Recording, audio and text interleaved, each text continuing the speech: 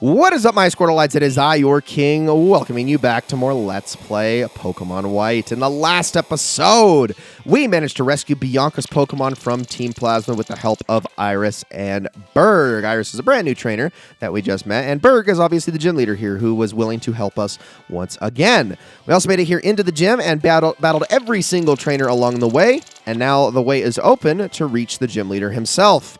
We also got our Blitzel to evolve. That's right, Marty is now a Zebstrika and is the clear strongest member of the team, and this is incredibly necessary for what's to come. Let's talk to him. Thanks again for your help. My bug Pokemon are scurrying with excitement about getting to battle you. Let's get straight to it. All right, here we go. Battle for the third gym, and the gym that I was the most worried about coming into this playthrough, mostly just due to my team composition. This is not actually a super hard fight, but due to the fact that I picked Snivy at the beginning of the game, that makes it the hardest fight. If you picked Samurott, or Oshawott, excuse me, or you picked Tepig, this isn't nearly as much of a challenge. But if you went with the Grass Starter, this is the one that's going to give you the fits. So this is the main reason that I added a Zebstrika to my team, so I could absolutely just tear my way through this team as quickly as possible. Now, I'm going to try to build up the flame charges as much as I can, but there's going to be a little bit of a problem here. So I'm going to use this one more time. The next Pokemon is going to be a little bit of a problem child. Not because it's actually going to be super strong or anything, but because, yep, if he throws it out, it's a Dwebble. Dwebble has not only sturdy, but also, which means I can't one-shot the thing, but it also, I believe, has one pretty strong move on it. Now, the signature move in this fight is not too hard to deal with. Sand Attack, that's what I was worried about. So what am I going to do here? I wanted to use the turn where Burgh is going to heal this Pokemon to use an X item. I was going to use an X attack, but I guess I don't actually have any. I also don't have an X accuracy either, so I guess I'll just stick with Shockwave. I'm going to have to chance this, because Shockwave obviously isn't going to miss, and Burgh is just going to use a Hyper Potion, but we can at least get him to burn those so he doesn't use them on his strongest Pokemon, which we haven't seen yet. I probably should be going over what each of these Pokemon actually are packing, but I haven't been doing that. Look, he's using another one. Perfect. I will definitely take it. So another one down all the way. And I'll go over their movesets here in just a second. So that Whirlipede that we fought at the beginning, which is the evolved form of Venipede, is packing Screech, Pursuit, Poison Tail, and Struggle Bug. This Dwebble has Sand Attack, Feint Attack, Smackdown, which is the move I was worried about, and also Struggle Bug. Struggle Bug, if you couldn't already tell, is the main thing that you got to be looking out for in this fight. It's not a super powerful move, but it does lower the special attack of the Pokemon that gets hit by it. Now we've got Levani, the final evolved form of Sewaddle, and this is an amazing Pokemon. It still has that grass and bug dual typing, which is what I'm baking on to get the win here, but I need my flame charges to hit, and I am probably still not going to one-shot this thing because it is... Oh my gosh, we still did. I did not think that was going to happen. Marty, I am so proud of you. 1283 experience, almost enough to get him to level 28, and Burgh has been defeated. So that Levani is packing Protect, String Shot, Razor Leaf, and Struggle Bug. Razor Leaf is the move to look out for. It's a physical damage, high critical hit ratio, and Levani has just insanely good damage and physical attack on its own. One shot of that with a critical hit would have probably been enough to take Marty out, which is the main thing that I was worried about. And then that Struggle Bug can be very annoying for, obviously, Arthur to deal with. But in the end, it's all moot, and we did it. Aw, I lost. Whatever, losing to you doesn't bug me because you're amazingly strong. This is the gym badge. You beat me, so it's yours. Yay, we did it. I'm so proud of myself. Happy to do it. 3 badges down, 5 to go. We received the Insect Badge from Burgh. It's the Insect Badge. It's Insectable. I mean incredible. If you have 3 badges, Pokemon up to level 40 will obey you, including traded Pokemon. Because I'm a generous guy, I'll also give you this. And we received the TM for Struggle Bug. If that wasn't already immediately obvious, I can't teach it to any of my Pokemon. Also lowers the special attack of the target that was damaged. I'm the best guy to tell you it's the little things that count. And there we go. We have ourselves another gym badge, and we are basically done here in Castelia City. Not quite, though. There is actually still one full street that we haven't yet explored because it is the street that leads out of town. But before I go any further, Well, actually, I guess I don't need to do any healing, did I? Marty did not take a single hit that entire time. But as soon as we step outside of the gym, the cross transceiver is ringing. Hey there, where are you now? Could you do me a favor? Let's have a Pokemon battle. Iris has trained me and I've become a little stronger. I should be able to protect my own Pokemon now. Let's meet at the gate to Route 4. Okay, see you later. We will definitely be doing that, and I am actually going to be swapping Marty for Arthur from here on out, because while Arthur is now a lot lower leveled than Marty, he'll catch up, don't you worry, and also we are about to go into an area where Arthur is going to thrive. So let me just hit up the Pokemon Center really quickly, heal up my Pokemon, and then we will head back up to the Central Plaza and move on from there. And we are back. Okay, Trio of Dancers here, Fountain here. We are back in the plaza. It's time to finally head north. Let's go. This is the final street left to take a look at. And there's actually 3 buildings that we can head on into this time. So why don't we go and check each and every single one of them out. Funny that what seems to be the shortest street is also the most busy one. There are a lot of people upstairs. It was fun. What do you have to say? I'm invited to a party, but the person in front of the elevator wants to pat me down. Or is it just my imagination? Do you want to go up? Yes. I need to check you. Frisk, frisk, frisk, frisk, and one more frisk. You don't seem to have anything suspicious. Okay, you can go. Wait, hold on. I have a literal scope, like for a weapon, for a gun, in my pocket, and you didn't find anything suspicious in here? Okay. I mean, I guess I didn't have like a suppressor or anything, but you still would think that that's probably a grounds for not letting me up. Welcome to my party. Please enjoy conversations with everybody. Well, let's talk. Hey, trader, check out my moves. Have you gone to the next city yet? I learned this move at the musical over there. Pretty cool, isn't it? What move exactly? Just moving in place? Oh, your Pokemon are so charming. I want cute Pokemon too, so I can use this.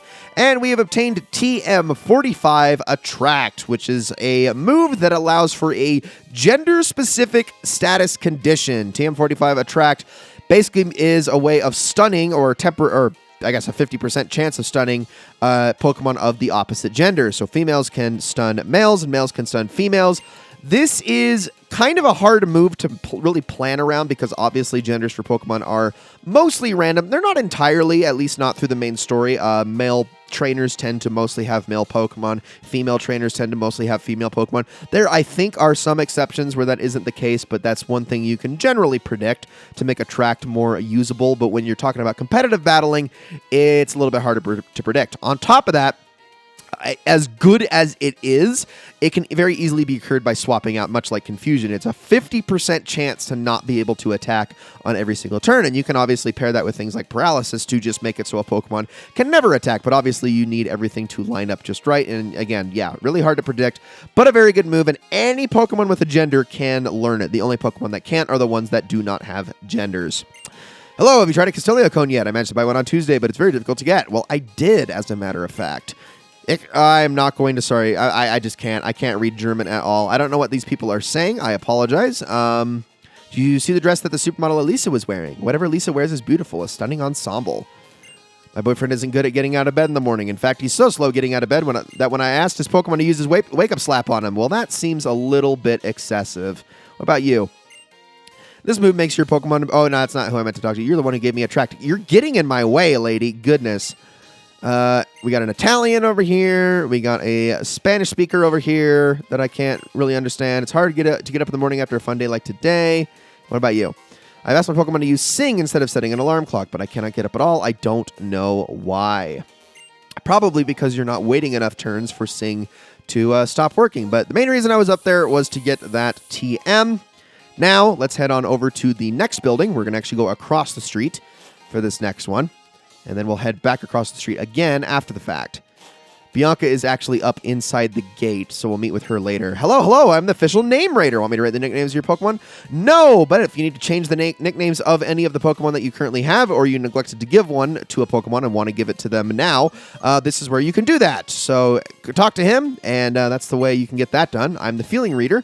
Heard a lot of people take feeling checks using the Sea Gear. Well, I haven't used the Sea Gear in this playthrough and don't plan to, so we can't do anything with that. Can't change the name of Pokemon you got from someone because the name contains wishes of the person who named it. Let's head upstairs and see what we can find up there. But are there multiple floors? There is just one. 11th floor. I noticed that there's never a 13th floor. Very, very interesting. All right, let's head on down here. We got 2 people to talk to. I secretly invented a special machine. Only people who know the secret password can use it. But what password could it possibly be? So, in Generation 5, if you ever wanted to get certain special event Pokemon, at least while it was still relevant, you needed to get something that was called a relocator. Now, to get that, you would need to enter the password here. This password was given out to pretty much anybody who was trying to get event Pokemon.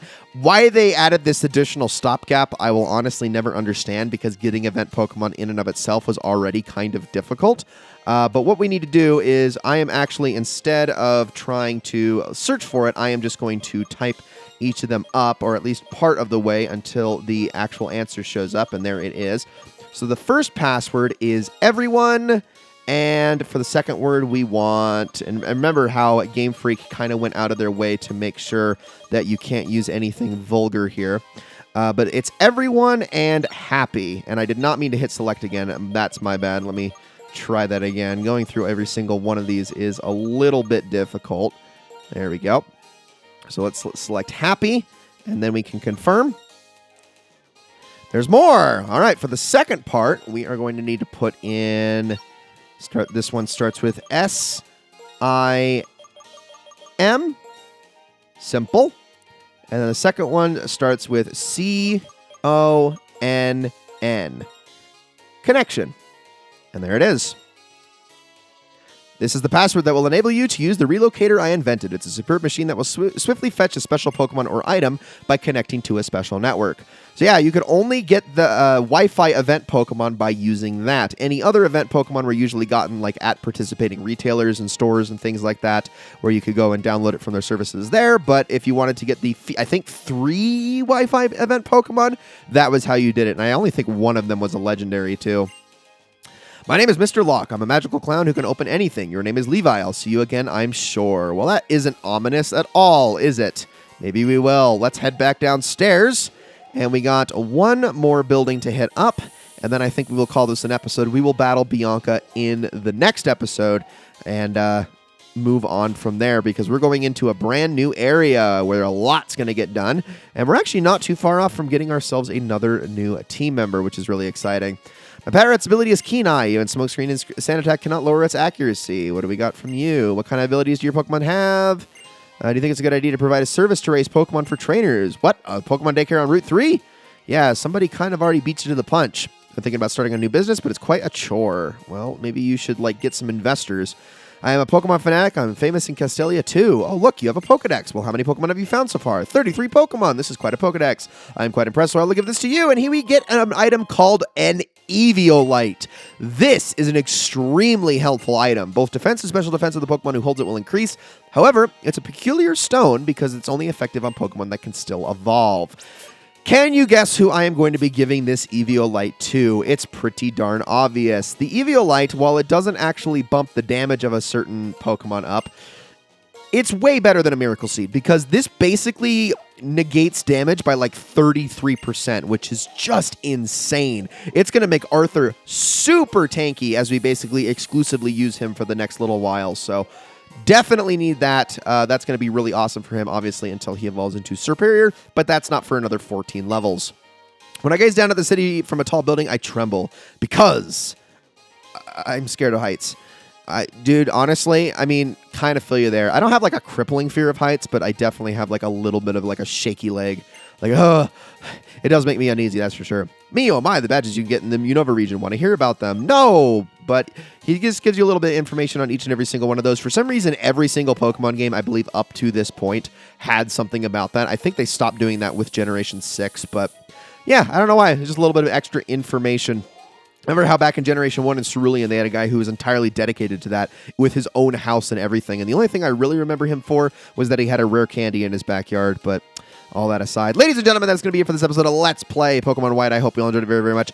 In the next episode, we are going to honor Bianca's request and do battle with her inside the gate before we head to the next area. So I hope you're all looking forward to that. Thank you all so very much for watching, and I will see you all in the next one.